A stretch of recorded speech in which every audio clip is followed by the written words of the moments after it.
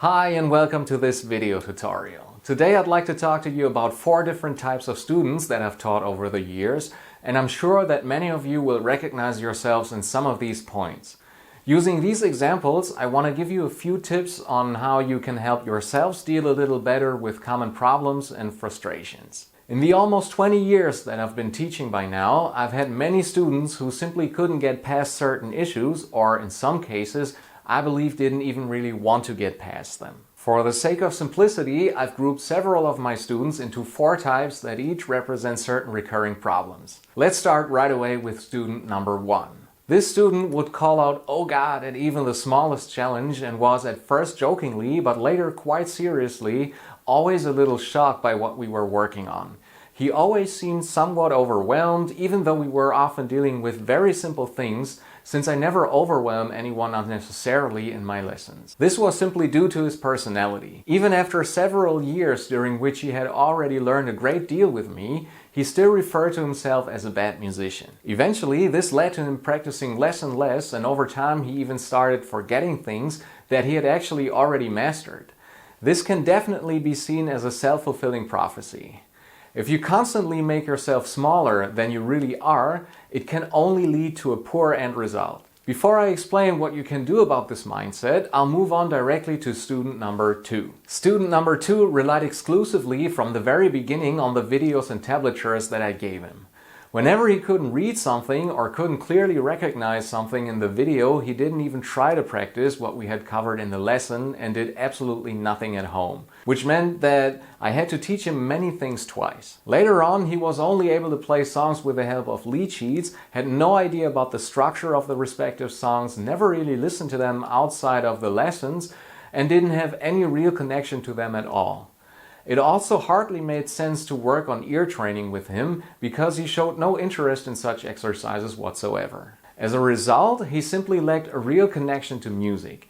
Everything he had learned faded away over time, and he never built up a real repertoire.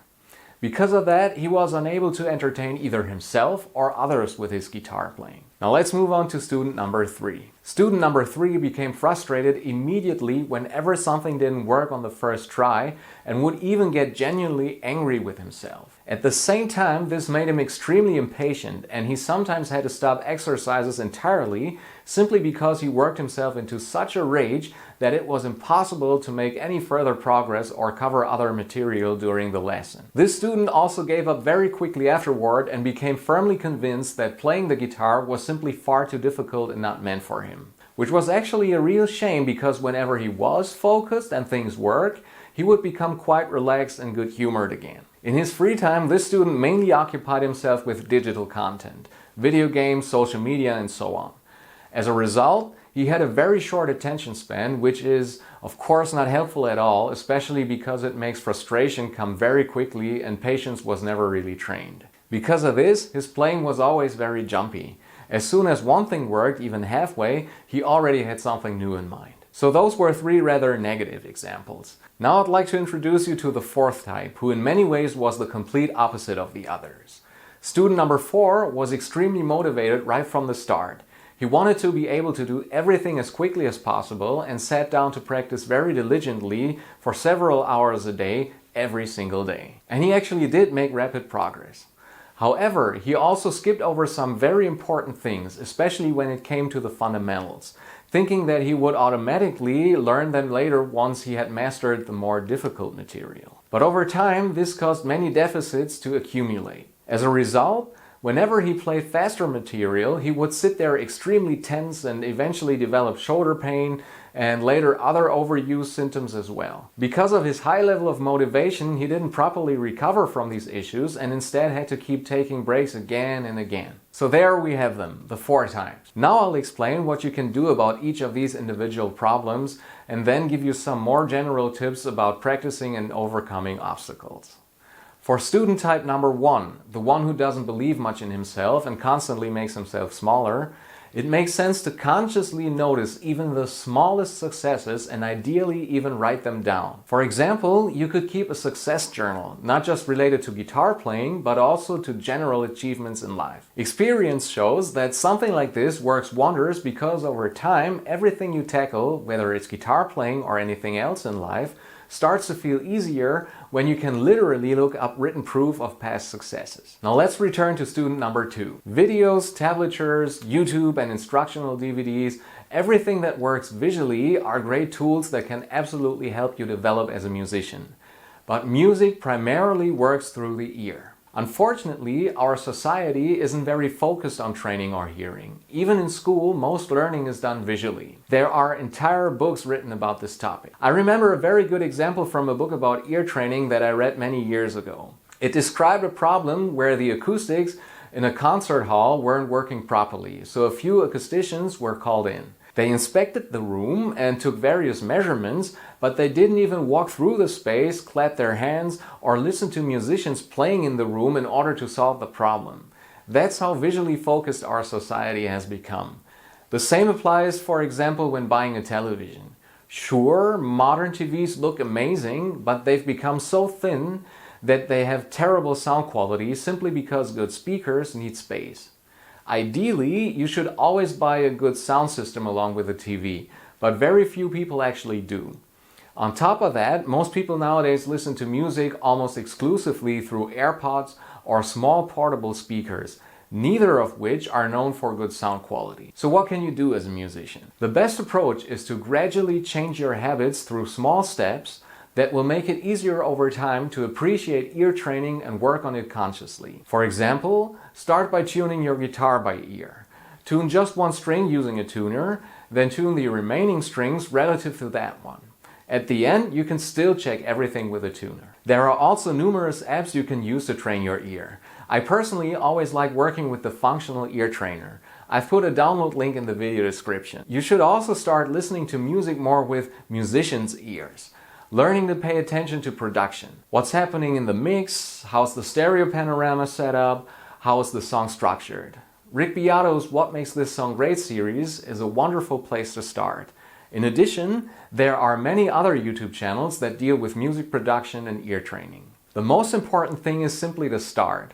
We're all creatures of habit and we usually need a short adjustment phase, but once we realize that something is helping us move forward, we often don't want to stop doing it at all. Now let's move on to student type number 3. To combat frustration and impatience, it's absolutely essential to practice patience. That's easier said than done.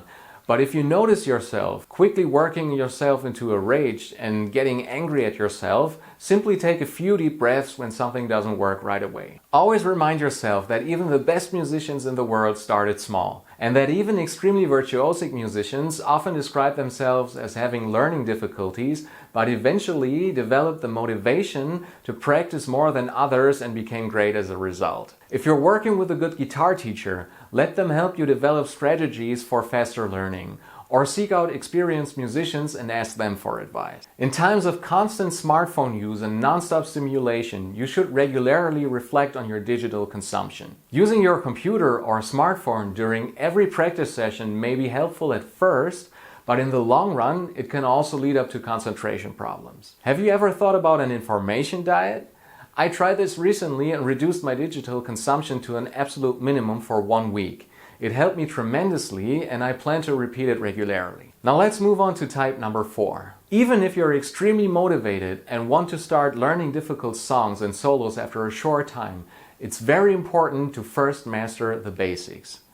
I recently made a video about the ideal approach for beginners when it comes to mastering the fundamentals, which is now linked here. I'll briefly outline the basics here again. First, you should understand rhythm, be able to strum and pluck cleanly with and without a pick, play all basic chords, understand how to finger them properly, and know how to count rhythms. If you then want to move on to single note playing, riffs, lead and solos, keep in mind that this is essentially just rhythm guitar played with single notes. Improvisation and solos only sound good when they are rhythmically solid and when tone control and proper motor skills have been developed. It's also far more important to first understand what you're playing, even if you initially focus on copying songs.